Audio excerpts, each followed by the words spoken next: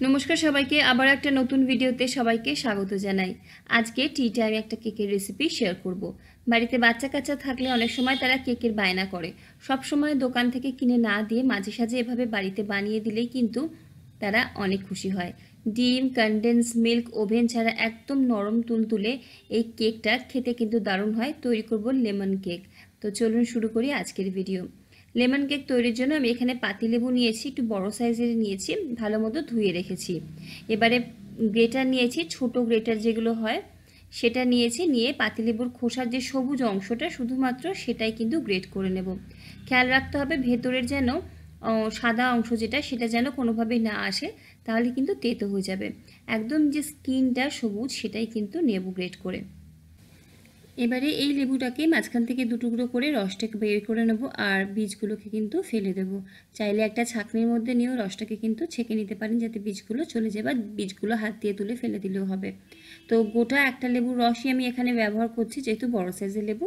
যদি ছোট সাইজের লেবু হয় সেক্ষেত্রে কিন্তু অবশ্যই দুটো ব্যবহার করতে হবে। মোটামুটি এখানে কিন্তু 1.5 টেবিল চামচ পরিমাণে লেবুর রসের ব্যবহার আমি করেছি। লেবু রসটা নেওয়া হয়ে গেছে। এবারে সবার প্রথমে যেখানে কেকটা রেডি করব সেই টিনটাকে রেডি করব। আমি 6 ইঞ্চির একটা কেক টিন নিয়েছি, যে কোনো রকম বাটি ব্যবহার করতে পারেন, অ্যালুমিনিয়াম বা স্টিল, তবে একটু ভারী হতে হবে। প্রথমে অল্প একটু সাদা তেল দিয়ে ভালো মতো কেক টিনটা চারিদিকে ব্রাশ করে নেব, আর তারপরে অল্প একটুখানি ময়দা দিয়ে আপনারা চারিদিকে ময়দাটাকে ছড়িয়ে দেবেন হালকা হাতে। আর যদি বাটার পেপার অথবা পার্চমেন্ট পেপার লাগাতে চান, সেক্ষেত্রে এই কেকের যে টিনটার যে বেসটা রয়েছে সেই আন্দাজে কেটে নিয়ে বসিয়ে দিতে হবে, এবং উপর থেকে আর একটুখানি তেল ব্রাশ করে দিতে হবে। তবে এভাবেও যদি করা হয় খুব সহজে কিন্তু কেকটা ডিমোল্ড হয়ে যায়। কেক টিনটা রেডি করে এক্সট্রা যে ময়দাটা আছে সেটাকে এভাবে উপর করে নিয়ে 2 থেকে 3 বার ট্যাপ করলেই দেখবেন ঝরে যাবে। অন্য একটা পাত্রে আমি এখানে নিয়ে নিচ্ছি লিকুইড দুধ, আগে থেকে জাল করে রাখা দুধ। হালকা উষ্ণ হলেও হবে, অথবা নর্মাল তাপমাত্রায় নিতে হবে, ঠান্ডা হলে কিন্তু হবে না। 1/2 কাপ পরিমাণ লিকুইড দুধ নিলাম, তার মধ্যে দেব 3/4 কাপ পরিমাণ চিনি। বাড়িতে যে চিনি থাকে সেটাকে আমি মিক্সির জারে গুঁড়ো করে নিয়েছি। 3/4 কাপ গুঁড়ো চিনি ব্যবহার করছি, যাতে তাড়াতাড়ি চিনিটা মিশে যায়। আর এখানে আমি একটা এভাবে এরকম ডেচকি বা পাত্র টাইপের নিয়েছি বড়, যেখানে নুন দিয়ে একটা স্ট্যান্ড দিয়ে গরম করার জন্য বসিয়েছি। প্রিহিট করতে হবে, ঢাকা দিয়ে মিডিয়াম টু লো ফ্লেমে 8 মিনিট। ঢাকনার যদি কোনো ছিদ্র থাকে অ্যালুমিনিয়াম ফয়েল অথবা সাদা কাগজ অথবা লবঙ্গ দিয়ে কিন্তু বন্ধ করে দিতে হবে, যাতে ভেতরের গরম ভাবটা কোনোভাবেই বাইরে না বেরিয়ে আসতে পারে। তো এবার এখানে ব্যাটারে চলে এসেছি, চিনিটাকে ভালো মতো মিশিয়ে নেব। যেহেতু গুঁড়ো করা চিনি, বেশিক্ষণ সময় লাগবে না, মিনিট 2-এর মধ্যেই দেখবেন চিনিটা ভালো মতো কিন্তু গলে গেছে। চিনিটা গলে গেলে এখানে বাকি উপকরণগুলো এক এক করে দিতে থাকবো। 1/4 কাপ পরিমাণে দিচ্ছি সাদা তেল, যদি চান গলানো মাখন দিতে পারেন। আর তেলটাকে দিয়েও আরও একবার ভালো মতো সমস্ত কিছুকে মিশিয়ে নিচ্ছি। এবারে শুকনো উপকরণ দেওয়ার জন্য প্রথমে একটা এরকম চালনি নিয়ে নেব বা স্ট্রেনার নিয়ে নেব। তার মধ্যে নেব 1 কাপ পরিমাণে ময়দা। আটা ময়দা মিশিয়ে করতে পারেন, অথবা শুধু ময়দাতেও করতে পারেন, অথবা আটা দিয়েও করতে পারেন। কিন্তু এর মধ্যে নিয়ে নেব আমি বেকিং পাউডার 1 চা চামচ পরিমাণে। 1 কাপ ময়দার জন্য বেকিং পাউডার 1 চা চামচ, আর 1/2 চা চামচ বেকিং সোডা নিতে হবে। চাইলে আপনারা এখানে 2টো ডিমের ব্যবহার করতে পারেন, সেক্ষেত্রে বেকিং সোডাটাকে স্কিপ করে যাবেন, বাকি সব একই থাকবে। নুন দিচ্ছি 2 চিমটি মতো। নুনটা দিলে কিন্তু কেকের টেস্টটা খুব ভালো হয়। এবারে শুকনো উপকরণগুলো ভালো মতো চেলে নেব, এতে আমাদের কেকটা ফুলবে ভালো, আর কেকের লাম্প যে ব্যাটারটা হয় তাতে লাম্প হওয়ার কোনো চান্স থাকে না। এবারে আমাদের হালকা হাতে সমস্ত কিছুকে মিশিয়ে নিতে হবে। ময়দা দেওয়ার পরে কিন্তু ব্যাটারটা আর ফ্যাটানোর দরকার পড়ে না, জাস্ট সমস্ত কিছুকে মিশিয়ে নিতে হবে। যদি মনে হয় টাইট হচ্ছে, সেক্ষেত্রে অল্প একটু দুধ বা গরম জলের ব্যবহার করতে পারেন। এখানে ব্যাটার রেডি করে নিয়েছি, অল্প একটুখানি জলের ব্যবহার করছি, চাইলে দুধের ব্যবহার কিন্তু করতে পারেন। ভালো মতো ব্যাটারটা রেডি করে নিয়েছি। খুব বেশি ঘন বা খুব বেশি পাতলা করছি না, একদম রিবন টেক্সচারের কিন্তু ব্যাটারটা তৈরি হবে। তো এবারে সবশেষে কিন্তু এখানে দিয়ে দেব যে লেবুর খোসাটা গ্রেট করেছিলাম সেইটা, পাতিলেবুর যে রসটা সেইটা নিয়েছিলাম। যেহেতু লেমন কেক করছি, তো অবশ্যই পাতিলেবুর রস ব্যবহার করতে হবে। আর 1 ড্রপ ইয়েলো ফুড কালার, এটা একদম অপশনাল, বাড়িতে করলে সেটা দিতে হবে না, আমি জাস্ট দেখতে সুন্দর লাগার জন্য দিচ্ছি।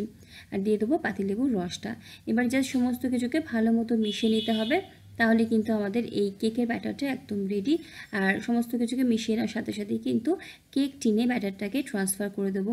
এভাবে সমস্ত কিছু দিয়ে মিশিয়ে ব্যাটারটাকে বেশিক্ষণ বাইরে ফেলে রাখলে অনেক সময় দেখা যায় কেকটা কিন্তু ঠিকঠাক ফোলে না। তাই সমস্ত কিছু মিশিয়ে নিয়ে ব্যাটারটা রেডি করে নিয়ে কেক টিনের মধ্যে কিন্তু দিয়ে দেবো। দেখুন ব্যাটারের ঘনত্বটা দেখলেই বুঝতে পারবেন ঠিক কেমন হয়েছে, একদম রিবন টেক্সচারের। তো এখানে ব্যাটার আমি দিয়ে দিয়েছি কেক টিনে। 2 থেকে 3 বার কেক টিনটাকে ট্যাপ করে নেব, যাতে কোনো এয়ার বাবলস থাকলে সেটা চলে যায়।